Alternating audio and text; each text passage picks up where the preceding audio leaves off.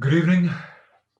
Hello, and welcome to the third episode of Story Drawing or Telling and Drawing. We still haven't worked out what to call it. With Giles and James, we've worked that bit out. Oh no, it could be James and Giles. Back to the drawing board.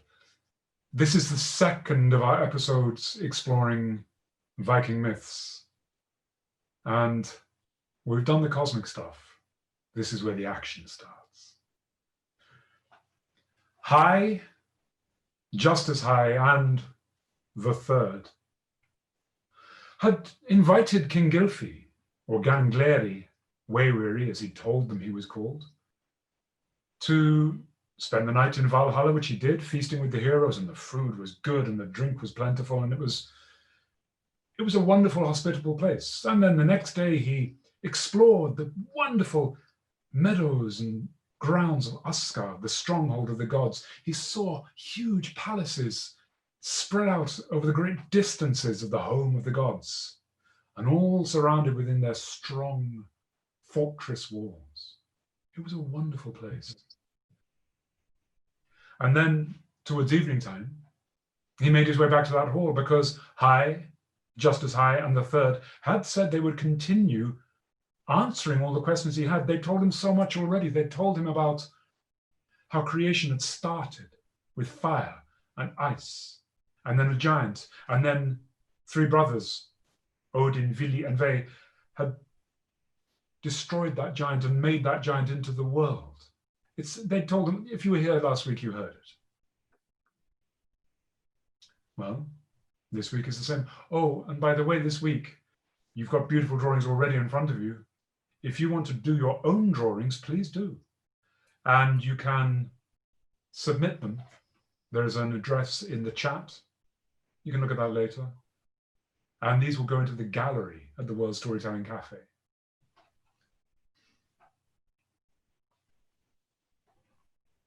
The time had come for King Gylfi to return to his education, I suppose, with High, just as High, and the third.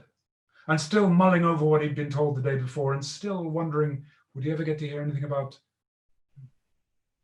Gefjun, that woman who'd stolen first his heart and then a huge chunk of his beloved Sweden. They hadn't mentioned it yet, and he didn't, well, anyway, he'd bide his time and hold his tongue. And so, he arrived, he bowed, he sat himself down, and High, just as High, and the third asked him how he'd enjoyed his stay so far, and he said, very much. And would you like to carry on? Yes, please. And so they told him. They said, you'll know the expression, horses, said High. For courses, said just as High. I do, said King Gylfi. Well, said the third, that phrase has a funny resonance with what we plan to tell you tonight. Because our telling tonight stops and starts with horses. And they explained how, well, they told him a little bit about Odin's daily routine. As All-Father, as Lord of all the 9 worlds, Odin, as you can imagine, had a very busy schedule. And they described how Odin, from his palace of Valaskjalf, every morning he'd rise early and he'd climb the steep steps which went right up the side of the mountain to his nest, to his throne, Hlidskjalf, which means high nest. And when he sat down there, early doors, his one eye would gaze and see through all the 9 worlds. King Gylfi felt a question, but thought, no, I'll save it. And High, just as High, and the third, explained how Odin, sitting there, would gaze through the 9 worlds, looking at everything that was happening, and 2 ravens were perched on his shoulder, one called Hugin and one called Hugin, which means in Norse, in Old Norse, thought and memory. And so, of course, first thing in the morning, thought flew before, memory flew behind. And they would go through all the 9 worlds in their different directions, and at the end of the day, they would land on Odin's shoulders again and tell him everything they'd seen and heard. It is important, said High. If you are a leader, said just as High, to always stay informed, said the third. And Gylfi, who was a king, although he was pretending not to be right now, nodded. He had some understanding of that.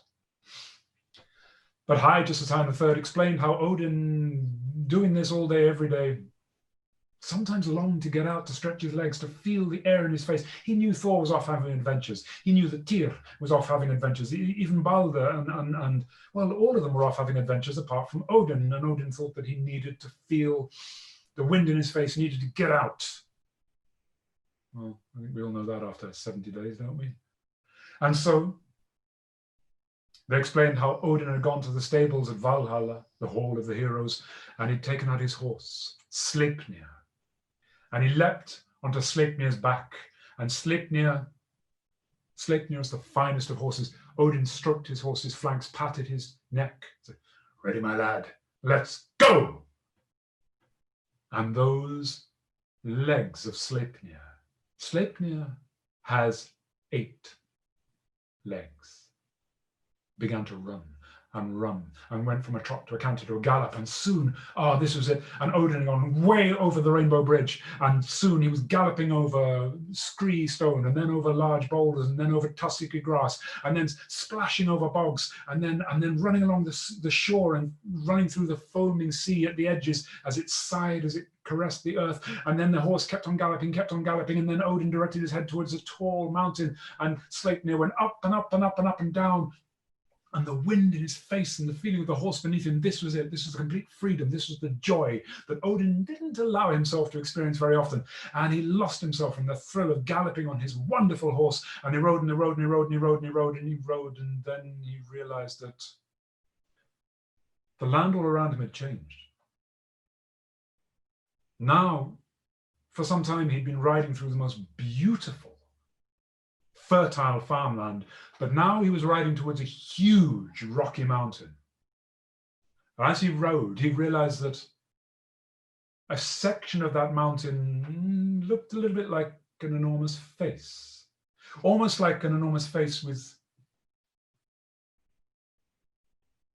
resting on a mountain which looked like a hand. And then Odin saw that hand of rock. And he realized the mountain was looking at him. Odin slowed, pulled on the horse's reins. Sleipnir slowed to a trot, then stopped, and Odin's one eye gazed. Looking back at him, 2 enormous stone eyes blinked. Odin realized he was looking straight at an enormous rock giant. So Odin just stared some more. And the rock giant said, "Nice horse you have there." "He's the best, the finest horse in all the 9 worlds. "Oh, you think so?" "Yes, he can outpace any horse in all the 9 worlds. Sleipnir is the fastest horse anywhere." "You only say that from ignorance. I will forgive you for that, because you have never seen my golden mane." "And if I had," said Odin, "I would say it the same. Sleipnir is the fastest, finest horse in all the 9 worlds, and I will bet my head on that." At which that rock face, that stone face, broke into a very slow smile, a smile which did not reach the eyes. This giant's name was Hrungnir. And Hrungnir was one of the greatest of the champions of the rock giants, and he snapped his stone finger and thumb. A thrall came running, asked what the instruction was. Hrungnir told him to bring the horse, Golden Mane, and seconds later, a groom arrived leading a staggeringly beautiful, beautifully proportioned, amazingly strong and tall stallion. This evidently was Golden Mane. Hrungnir mounted up, and Odin said, "Mhm." And Hrungnir repeated the stakes. You staked your head. Yes, on my head be it. That may prove your mistake, as your head ends up on my stake. We'll see. Yeah! Odin spun Sleipnir around, and Sleipnir sprang into a gallop, and behind him he heard the thunder of Golden Mane breaking into a gallop too, and those two horses galloped through the lands, all the way from Jotunheim, where the land of the giants, where Odin had accidentally strayed, and they galloped across. I mean, Sleipnir could run over water, it seems that Golden Mane could do. Soon they galloped over the foaming eastern ocean, and then they were galloping through Midgard and through all different kinds of terrain. And in pursuit, Hrungnir was urging Golden Mane on, driving him on. There was foam flying everywhere. Horses' flanks were heaving. And in front, Odin was doing the same with Sleipnir. And though Golden Mane was straining every sinew, he couldn't gain even an inch on Sleipnir. And though Sleipnir was exerting every effort, he could not extend his lead by even an inch from Golden Mane. These two horses were perfectly matched. Odin had an idea. Acting on that, he changed his direction slightly. I mean, he was technically in the lead, though not able to extend his lead, and so he led Hrungnir. And Hrungnir technically was following. Technically, he followed Odin's lead, but he was so intent on the race, looking only at the gap between the horse in front and his horse's hooves. Hrungnir didn't notice the land changing. Hrungnir didn't notice that they were riding towards a rainbow, a great beautiful 7-colored rainbow that rose up into the air. Nor did he notice when the ground beneath his horse's hooves became light. 7 bands of quivering light. Hrungnir didn't realize Golden Mane's hooves are now galloping over Bifrost, the rainbow bridge that connects the world of giants and of men to Asgard, the world of the gods. And before he knew it, he was over the other side of Bifrost. Before he knew it, he galloped inside the stronghold walls of Asgard. Before he knew it, Odin had slowed and stopped and turned to face Hrungnir. Before he knew it, Hrungnir realized he was inside the stronghold of his sworn enemies, the Aesir, the gods. Hrungnir realized there was Odin, there was Thor, clutching his hammer. There was Tyr, the warrior god. There was Loki. There was Bragi. There was Heimdall. There was Balder. There was Hodur. There was Kvasir. Hrungnir realized his life had never been in greater danger. So he smiled, slightly weakly. And Odin said, "You've seen where you are. You are in Asgard. Welcome to Asgard." And thinking very fast, Hrungnir said, "If I am welcome, and we all heard you say welcome, that means you have greeted me not as an enemy, but as your guest." Perhaps. Yes. Yes. In which case the law of hospitality protects me.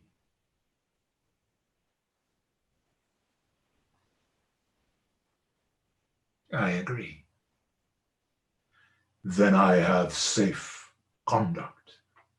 And Odin agreed that Hrungnir did have safe conduct until he left Asgard. Hrungnir. It's a strange thought, but can you imagine seeing one whole side of a mountain, breathe a sigh of relief, his shoulders dropped, his chin? Well, he was welcome. He was a guest. Hospitality was a very important law to the ancient Scandinavians and to their gods, the Aesir. And so Hrungnir dismounted from Golden Mane. Golden Mane was groomed and washed and fed. And Odin frankly acknowledged that Golden Mane was a superb horse. Hrungnir acknowledged that Sleipnir also was an amazing horse, though he did suggested 8 legs is a bit of an advantage. Well, hospitality had broken out. And so at a certain point, they came as high, just as high in the third, said to King Gilfrey, they came to Valhalla where you ate last night. And a giant sat down with the heroes. The heroes were nervous about it. There was this huge, colossal giant, their sworn enemy, and Thor, his knuckles were twitching, and he did hold his hammer. He didn't normally bring his hammer to tea, but he did this time, just in case. But Odin, his father, said to put it down. Safe conduct had been extended. Safe conduct must be respected. Thor did, but his knuckles, his fists were twitching. He could hardly eat. He was so anxious. Hrungnir did eat. He ate a lot. Never turned down a good meal. And he ate a great deal. And then the drinking started. And of course, the heroes, they drink heavily, and they drink from large drinking horns. Hrungnir was given a drinking horn, which he just kind of, I mean, for you and me, it would be huge, but for Hrungnir, well, the Aesir were attentive hosts, and they saw immediately what, I mean, this was ridiculous for Hrungnir, far too small. They eventually decided to bring in one of the huge cauldrons, which takes 9 men to carry, the cauldrons which are used to boiling the stew in the stone, and if they're boiling meat or making stew or vast porridge suppers for the heroes. They dragged in one of these immense iron cauldrons. It was filled to foaming top with ale. And Hrungnir, though he was feeling better, was still a little nervous, sat down in the company of his sworn enemies, and so he drank. And you know, when you're nervous, sometimes you can drink too much before you know it. And then one drink deserves company and deserves a companion, and another drink follows that. And it wasn't long before drink had begun to fog Hrungnir's brain and begin to loosen his tongue, and began to say things like, so these little things are your heroes. They are. These little maggoty creatures are what you will be relying on when that day comes. People kind of bit their lip and hissed. He wasn't going to talk about that, was he? Ragnarok, the doom of gods and giants and worlds, that last battle which everyone is coming, but people don't generally talk about. Yes. They are so small I could squeeze them like I would squeeze an edge. He said, squeeze an edge, that's funny. Hrungnir was well into his cups by now, and he grabbed another and downed it. And in fact, this whole stronghold is not strong, it's a weak hold. I could take this whole stronghold on my back, and when I go home tomorrow, that's what I'll do. I will take this whole stronghold on my back, and I will take it home. And then I might use it to plant some flowers in for my wife. And what then would you do with us? Said Odin. Well, I would kill you, of course, said Hrungnir. I would kill you all like that. But not you, he said, pointing at Freya, the goddess of love. And not you, he said, pointing at Sif of the golden hair, Thor's wife. I'd kill you all, but not you two. Because you're pretty. I'd take you home and find another thing to do with you. Thor was on his feet and was roaring. This was an insult, but his father said, sit down.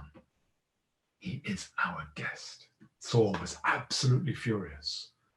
But Odin turned to Hrungnir and said, you are our guest, and your safe conduct does hold.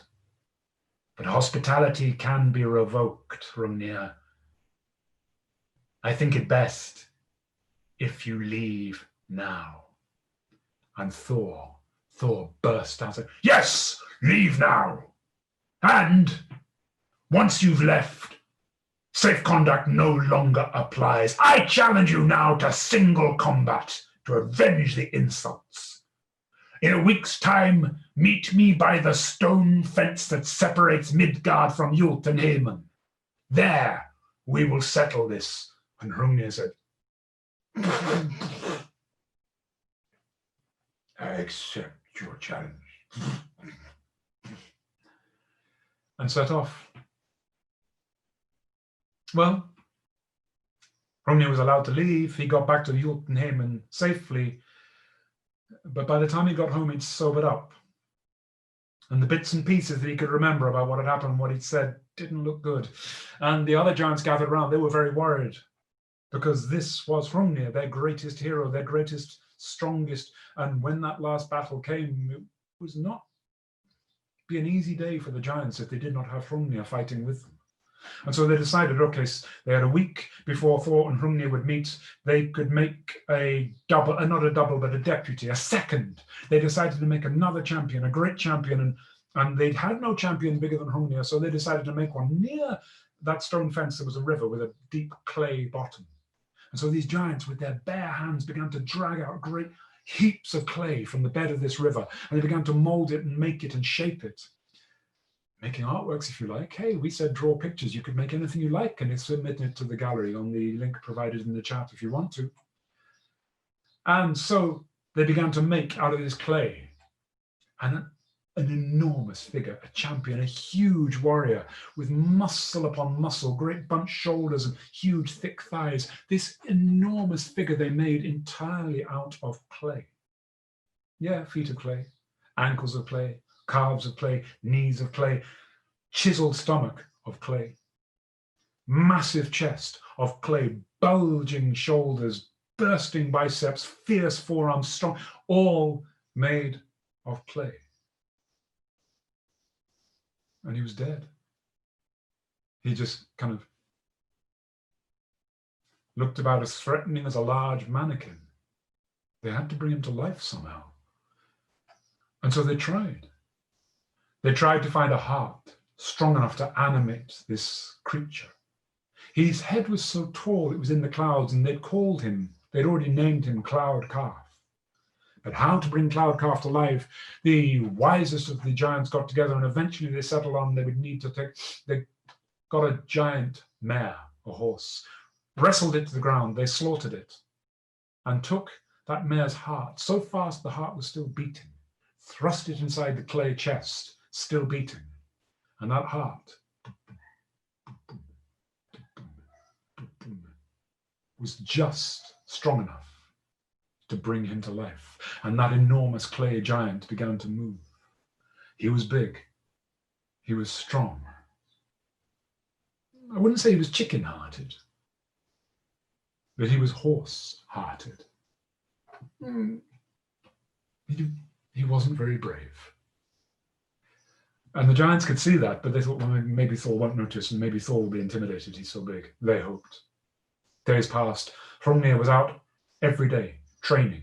Hrungnir was making sure that his weapons, his equipment was set. He had a stone shield. He had a helmet made of stone. His weapon was an enormous whetstone, sometimes called a hone, a huge object used for sharpening blades on, which Hrungnir would swing around his head and use like a club or throw great distances with great force. And Hrungnir was training with that every day.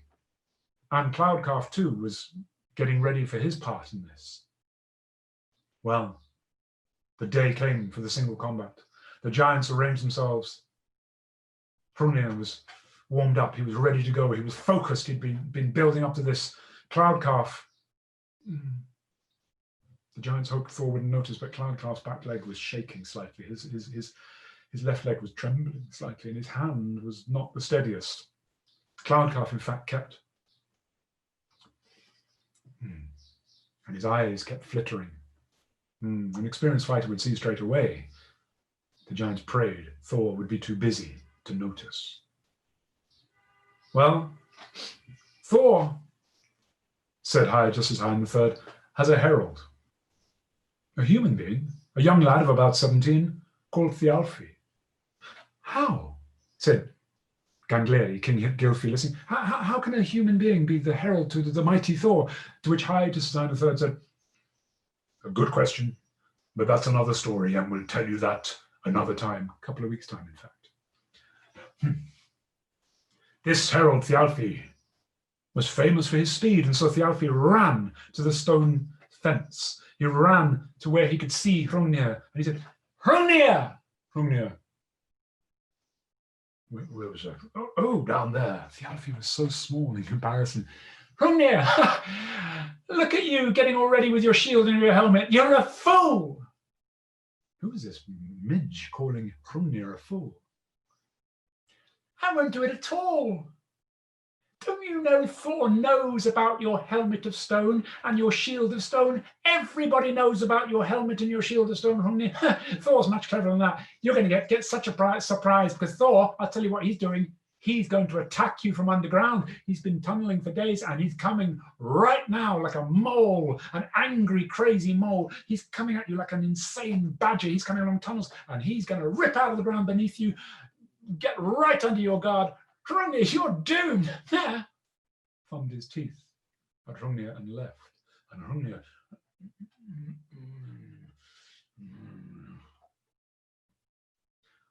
Hrungnir suddenly, impulsively put his shield on the ground and stood on it, took his helmet off and stood on that too. Thor would have trouble getting through that, and he waited for the knocking. But no. What Thialfi said was a trick. It would have been Loki's idea. A stratagem, after all, is not Thor's stronghold. Stronghold? That is a word in Old Norse. You don't know it in English, but it's like a cross between stronghold and strength. Anyway, so I repeat, strategy was not Thor's stronghold, and but he'd been counselled. Now he attacked from the air, as he always did. In his chariot, driven by its two goats, Tooth Gnasher, Tooth Grinder, Thor saw that Hrungnir had taken off his helmet, and he cried out, "Ha!" And he raised his hammer, Mjolnir, the Muddy Crusher, which destroys everything it hits. And Hrungnir saw Thor, and he picked up his great whetstone, his hone, and swung it and flung it straight at Thor, and it went screaming through the air. Thor threw his hammer. The two missiles clashed in midair, exactly halfway between them, and Hrungnir's whetstone burst. Imagine hitting a meringue with a hammer, something like that.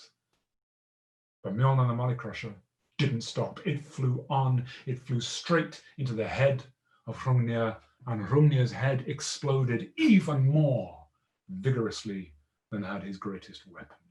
And now his colossal stone body tottered, crashed, and fell to the ground. Thor caught his hammer. It always flows back to him when it's done its job. Honor was satisfied. And then he turned to look at Cloudcalf. Cloudcalf looked at Thor. And then Thor saw that there was something running down the inside of Cloudcalf's thigh, a dark stain. Cloudcalf weed himself, and being made of clay, the liquid began to dissolve him, and he crumbled to the ground as well. The giants looked in horror. Thor looked in contempt, turned his goats back, and went home to Asgard. Well, said King Gylfi, listening, you did tell me that a giant got into the stronghold of Asgard, and now I know how, but that's him dealt with, I suppose. And High Justice Hein III agreed. Oh, well, thank God that's the only time. And again, High Justice Hein III looked a bit kind of, isn't it the only time? There was another time, said High. A time the gods, said Justice High, don't like to reflect on too much. But, said the third, you know the way families sometimes squabble, yes. And sometimes when people are in a confined space, they get on top of one another, they get on each other's nerves. Yes, said King Gylfi, thinking of long winter evenings in Sweden when nobody could go outside, but thinking how could anybody feel confined in these majestic pastures and palaces? Well, it happened. The Aesir were living in Asgard, and another family of gods who lived nearby, the Vanir, they got on each other's nerves, and people began to nettle each other, and the young folk alike. It wasn't Odin, of course, but the younger fellow. And it broke out, and there was trouble. And trouble led to further trouble and trouble. And it's embarrassing, but there was what you might call conflict. War. Really? But peace broke out soon enough. And new alliances were made, and Freya, goddess of love, she's of the Vanya, not the Aesir. She came to live with us here in her palace of Sesrumnia. You'll hear more of that later. And her brother too, Frey, god of springtime, of fertility, he came to live with us, and Njord, the god of the sea, and others of the Vanya came and were married to those of the Aesir, and we've been living in perfect peace ever since. But, said High, damage had been done, and added just as high, lasting damage. The walls. Yes, said the third, the walls of Asgard had been badly damaged. Well, they explained that the gods worried about this. They'd look at these shattered walls, which they'd done themselves. And they'd think of that awful day that was coming, when the giants would rise and attack. They would need a better stronghold than this. But how to do it, and how to do it without causing a fuss? One day, Heimdall, I've mentioned him before, Heimdall, the watchman who sits by the Asgard side of the Rainbow Bridge, Heimdall was looking out over the bridge, as he always does, when he saw somebody coming. Walking over that Rainbow Bridge came a man, and this man was leading a horse. We did say, said High, just as I the third, that today's telling would involve horses. This man was leading a black horse.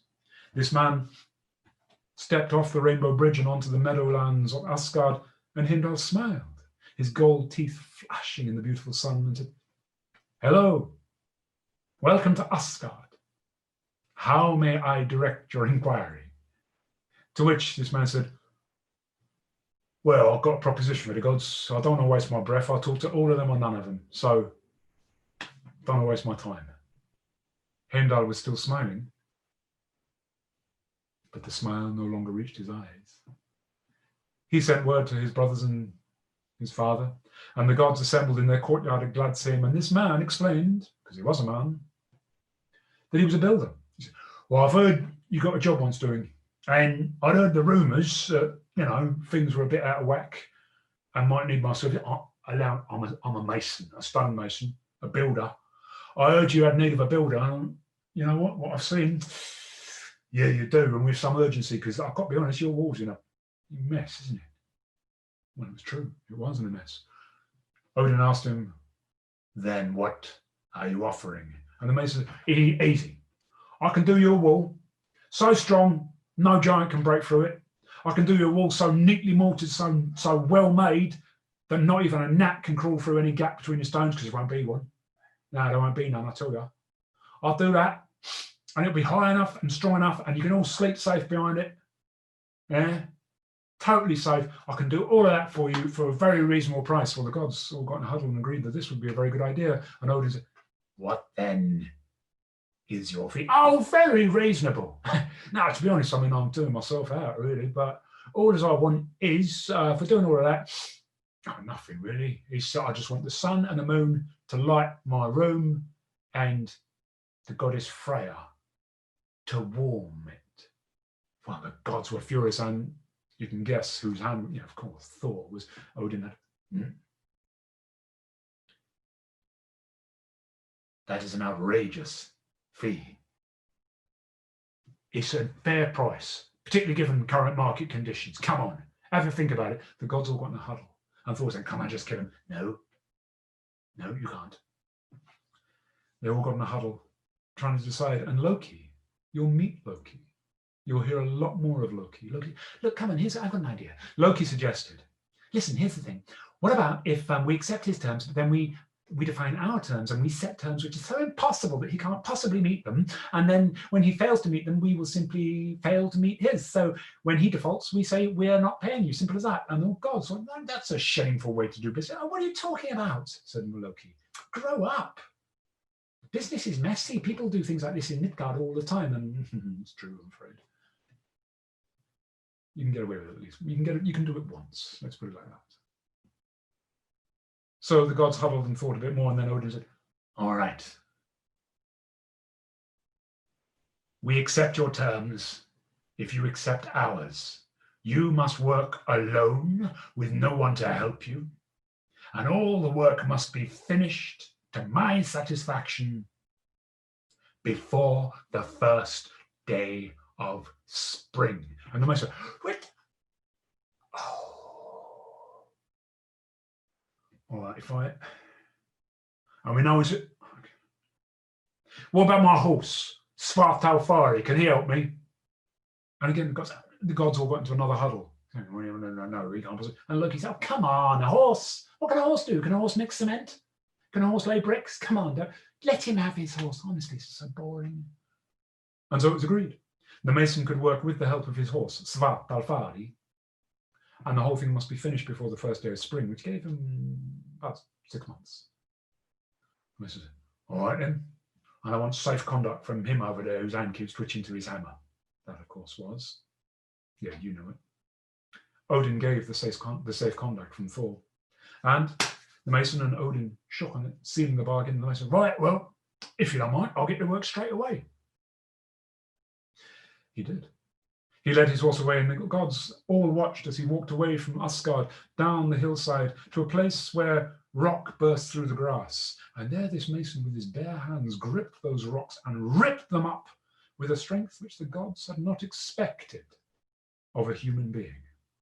And then to their horror they watched as with his bare hands he began to dress and shape those rocks into perfect building blocks. They saw as he spread out great nets, and then when he'd made a great big pile of these dressed stones, he collected the cords of those nets, fixed them to the harness on the horse's back, and then goaded Svartalfari on, and Svartalfari pulled and dragged that immense quantity of stone up to the edges where the broken walls were. And then the gods watched in amazement and alarm as that wall began to appear fast. It began to grow. It began to grow high. It began to grow deep, thick, strong, perfectly mortared and masoned. And it began to grow around the stronghold of the gods. The gods began to wonder, were they being made safe or were they being hemmed in? But it was too late. The deal had been struck. And worst of all, this mason didn't even sleep. At night, when the owls were hooting, "Woohoo! Kiwik!" the gods could not rest because still they could hear the smashing of rocks, the dragging of stone, and the exertion of the horse and its master. Time passed. The wall grew until one evening. One of those evenings when the sun hasn't quite set, but the moon is still visible, is already visible, I beg your pardon. And Thor and Odin, his father, were walking along the ramparts of this newly constructed wall and inspecting it, and they had to admit it was very good, very much as specified, and it was nearly finished. In fact, they estimated the rate at which this mason worked, and was still working. He never slept. There was only a bit to be done over the gap of the gate, and then the coping stones on top of that, and the job would be done. And they looked at the moon, and they looked at the sun, and wondered, would this be the last time they saw the sun and the moon? Were they about to lose that? And then, "Hi, boys." They both turned around. They hadn't heard it coming. It was Freya. Freya, the goddess of love. So lovely, so wonderful, so beautiful that as soon as you gaze at her, you just forget everything. It's as if you've heard music between your ears. "Hi, boys." "Oh, hello. I'm Freya." "It's amazing, isn't it? He's doing a very good job, isn't he?" "Yes, he is." Was he very expensive?" "Oh, well, seemed a reasonable. We struck what we thought was a fair bargain at the time." You see, Freya had never been told that she was part of the bargain. "Well, I think I shall definitely sleep more soundly in my bed once this wall is finished." Something like that. "Good night." Good night. Freya left, and now Odin looked at her passing, leaving. They looked at the sun, they looked at the moon and thought, are we going to lose all of these things? Something had to be done. So Odin quickly called a very hurried secret meeting of just the men, just the gods, just the male gods. And they got in a huddle and thought, what are we going to do? Well, no idea. I mean, we've got a bargain, the bargain is a bargain. The deal is a deal, we sworn, nothing can't be done, say contact. What are we going to do? And anyway, who on earth got us into this issue? And how on earth did we end up in this fix? And whilst they were doing that, Loki was...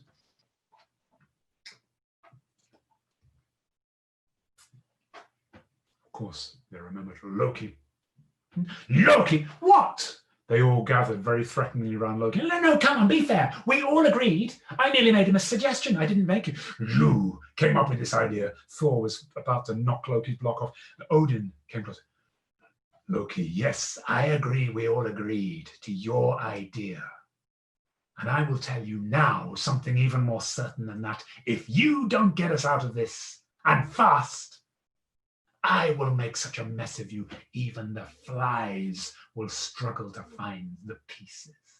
Oh, that's not fair or not. It is. So Loki had to think. Next morning, the sun was rising, and that mason was looking to where the moon was just setting and thinking, nice one. And then the sun rising. Very nice. And then he looked into the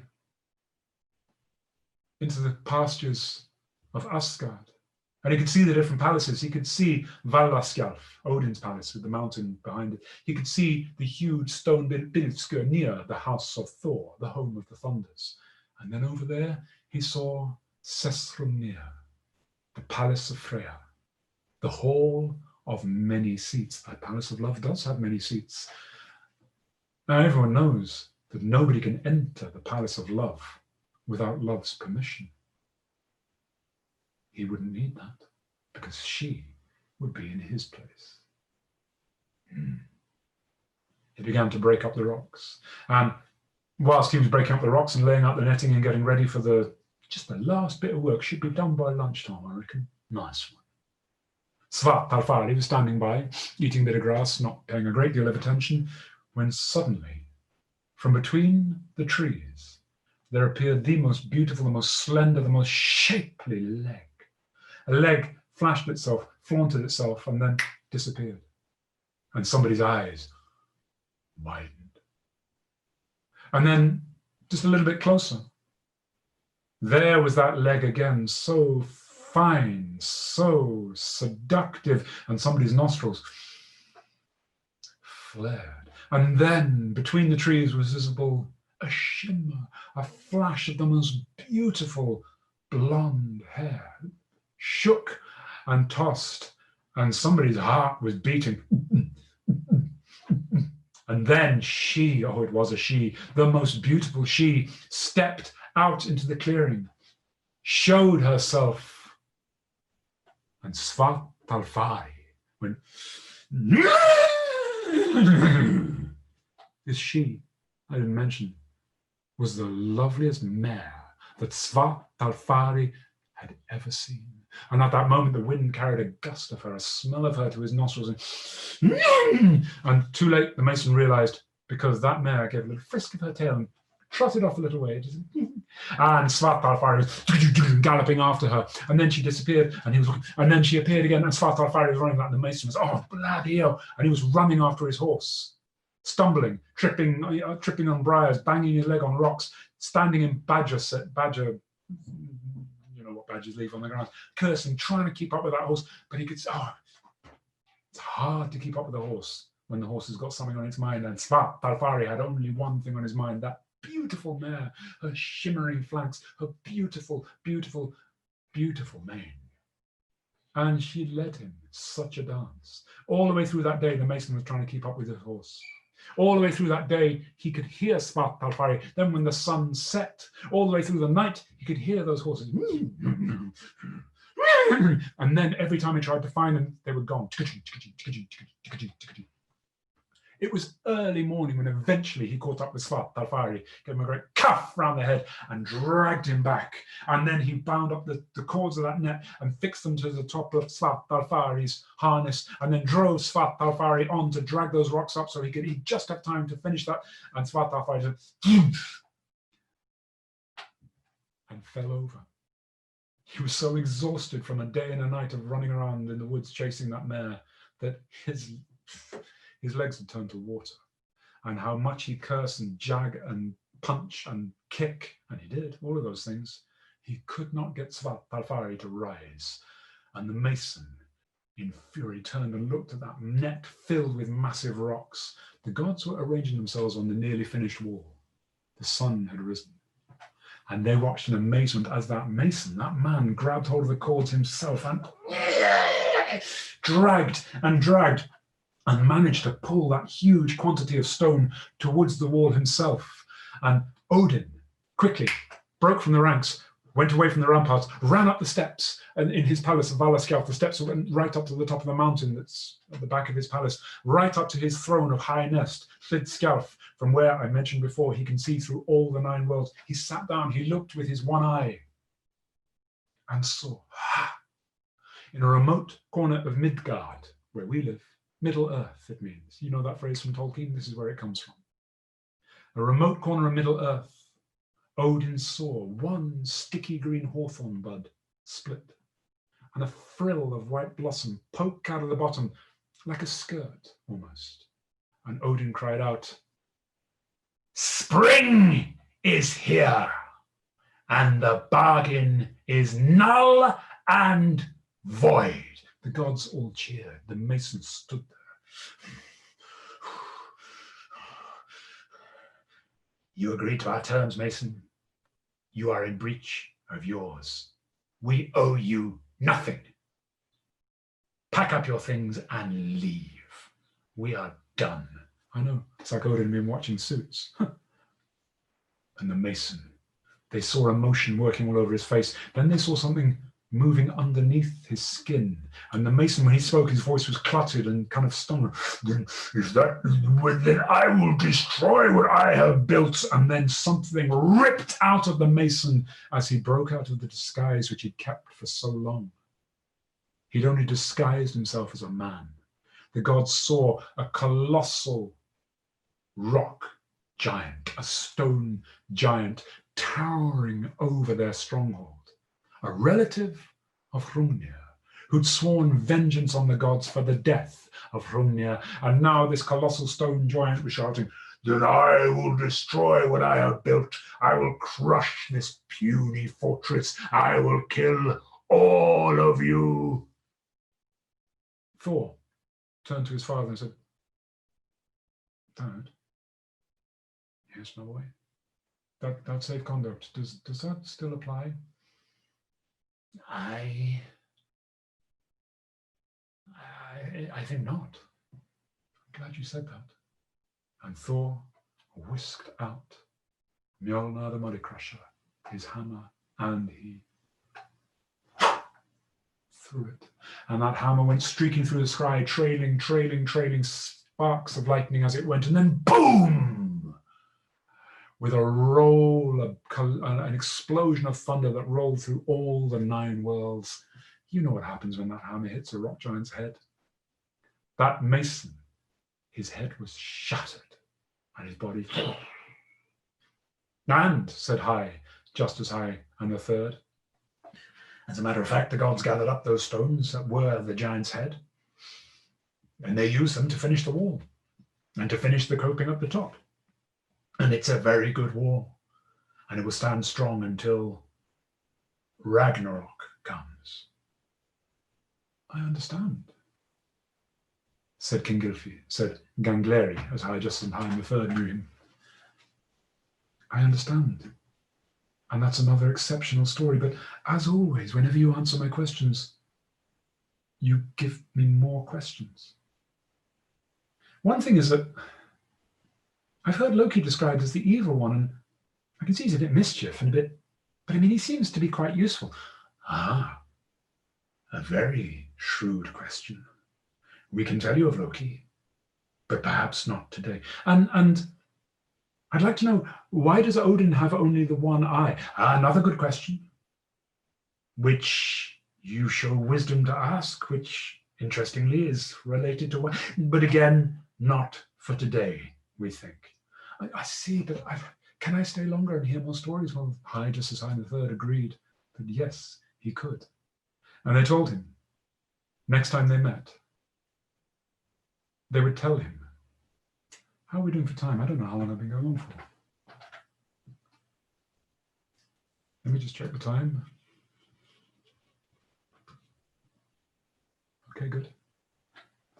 They would tell him why Odin had only one eye. They would tell him a little bit about Loki.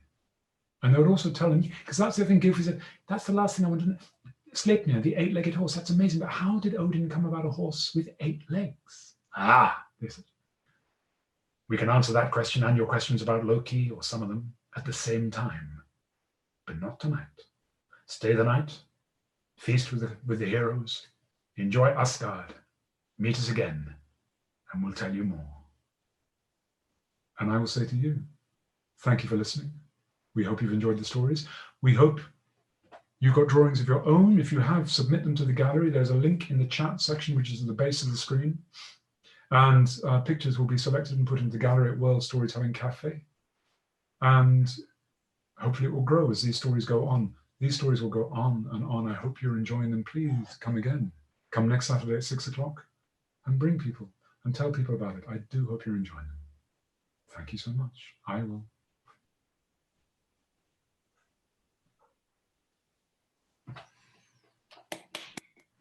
Thank you.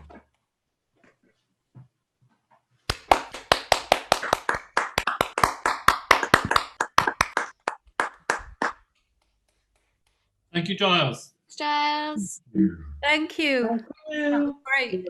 Have we enjoyed ourselves? We have. I just love these stories. I could. Yeah, just love. Hang on, what's that? I'm trying to get. Who's here? There we are. Hello. Thank you for coming. Thank you for doing that. That was absolutely stunning. I went and curled up in a corner with headphones on and a few sort of skulls behind my animal skulls behind my head, and I just curled up in the corner in the dark, and I loved it. Oh, how lovely. Who's there? Who is that? Andrea, but this is my favorite book. Look, do you know it? I can't see it. Can you describe it to me? Oh, it's called Vaesen, and it's Johan Egerkrans, and Okay. it's Spirits and Monsters of Scandinavian Folklore, collected and illustrated. It's just stunning. Oh, that does sound wonderful. I find them such wonderful stories. They're so Dark. They're not as dark as Greek stories can be. I suppose so. Yeah. I mean, I don't know the. I have the only Scandinavian folklore I've probably read is a Norfolk poet translation, Kevin Crossley Holland, and he did a lot of a book about Scandinavian folklore and the folk tales, and making them sort of a bit like the whatever it is, King James Bible, making them a bit more accessible to non-epic readers. Yeah, it's kind of interesting because the different sources, how we know the stories. Well, yeah, and one thing that came across, I don't know the Greek stories that well because I, being at school and all that, but the one eye of Odin, of course, is the Cyclops, I suppose. Not quite. Oh, is it not? No, not quite. Well, that just shows how much I know about Greek epic Oh, there's tales. a theory that the myth of the Cyclops arose because people found Greek travelers came across elephant skulls. Oh, really? It's got a huge cavity in the front of it. Of course, yeah. Science. And so I think nearly all stories come from A root. why? But Dad, why? And at some point, parents just think, oh, I don't know, so they make something up. I'm really convinced that most stories at some point, way long time ago, started with that, with the endless questioning of children, which needs to be satisfied. I suppose so, and I suppose it's that everybody, the animals that you eat, you kill, you hunt. And the best stories last because without being factually true necessarily, they are truthful to human experience. Yeah. What I love about these Viking stories is I feel that the giants are older than the gods. Yes. They are Yes. the elemental. I believe they are the elemental forces which shaped life in Scandinavia: volcanic eruptions in Iceland, Arctic oceans, so ice, Yeah. fire, and rock. And these are the huge things that little human beings have to contend with, and they're really hard to deal with. I feel like the Aesir You represent mean bloody magician? humanity. Who's a magician?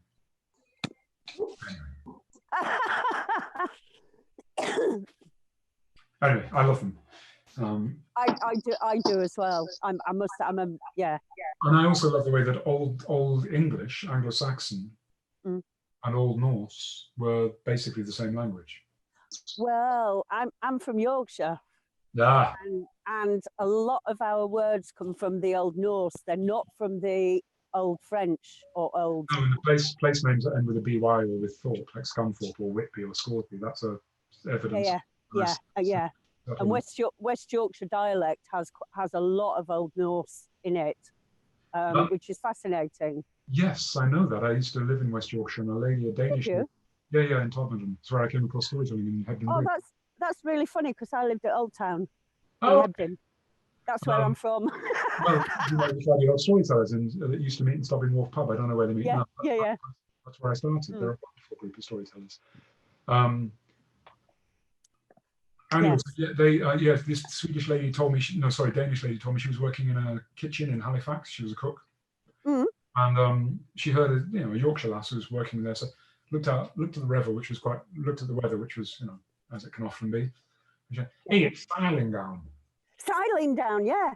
And I thought, why do I know that phrase? I know that phrase. And she said, what does it mean? She said, oh, it means it's raining, but like very heavy. It's what my father says, so I say it. And so Yetta went home and looked up her dictionary of Danish slang and vernacular and found desilenil. Really? It's as if it's being poured through a sieve. How cool is that? That girl was speaking.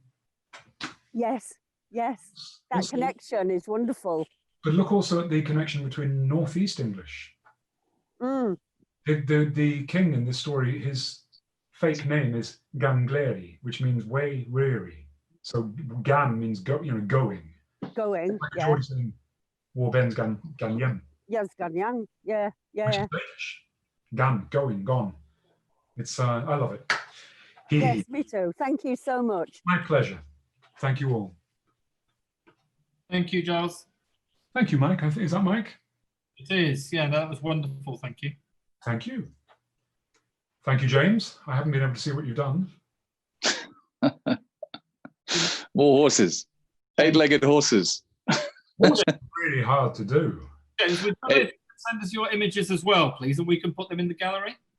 Yeah, but because I draw them as they go through them, I keep deleting them. So, because you draw on top of a picture, it's like drawing a painting on a wall and then painting over it. Okay. What I did last week, Mike, is I went to the when the YouTube version is up. Oh, that's a good idea. Yeah, I could take pictures from that. Use them in the marketing. Okay, well, we'll see what we can do, but it would be nice to have James's as well as any that. So what I mean is, you can look at the video on YouTube and just stop it and do screenshots. Yeah. I can look at that. Oh. Excellent. Thank you so much. Looking forward to next Saturday already. So absolutely. I'm going to jump off because I've got I think my wife is getting some food ready. You all know about the hat. Thank you very much for your continued support. It makes a huge difference. And see you next Saturday, and bring some friends and spread the news if you're enjoying it. Absolutely, will do. All right. Good night. Thanks so much. Goodbye. Thanks for coming along. Bye.